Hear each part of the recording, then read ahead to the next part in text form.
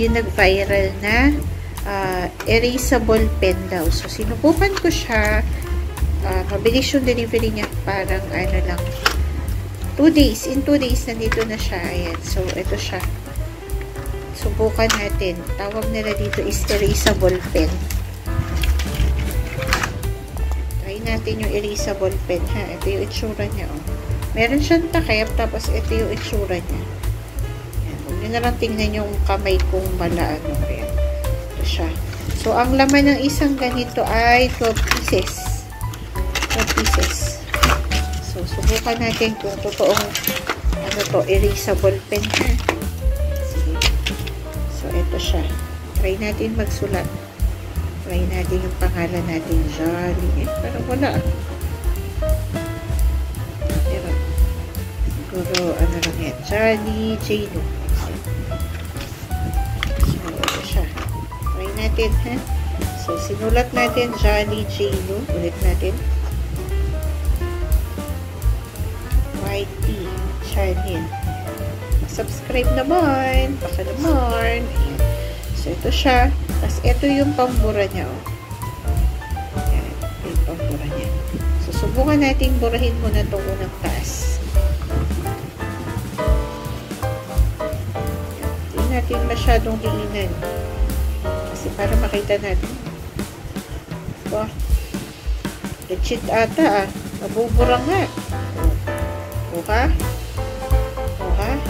Legit na to, guys. Naburay na sa taas. Subukan naman natin to. Hindi masyadong mapuwersa yan. Ha? Oh, legit niya. O, diba? Mura pa. Sa 12 pieces, 87 pesos lang siya. So, kung mapatak na magkano lang isa. Oh, legit na legit, guys. Oh. Oh. Diba? Nabuburo. Legit na legit nga. Oh. Ha? Diba?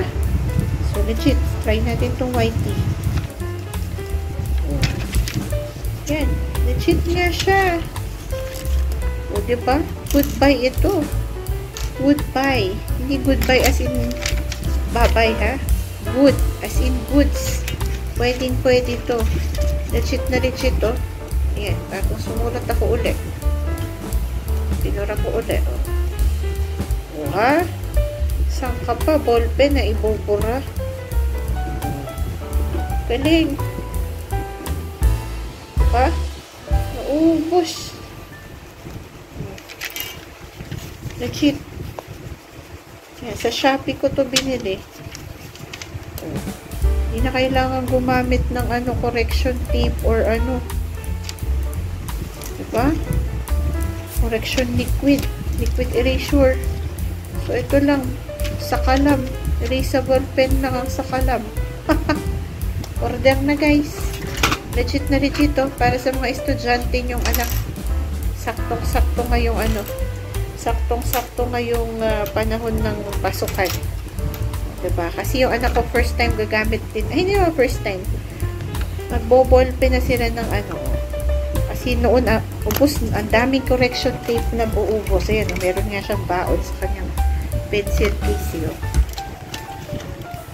Binilan ko din siya ng ballpen. Pumili siya ng ballpen. Pero, binilan ko pa rin siya online. Ayan. Legit na legit, guys. Order na.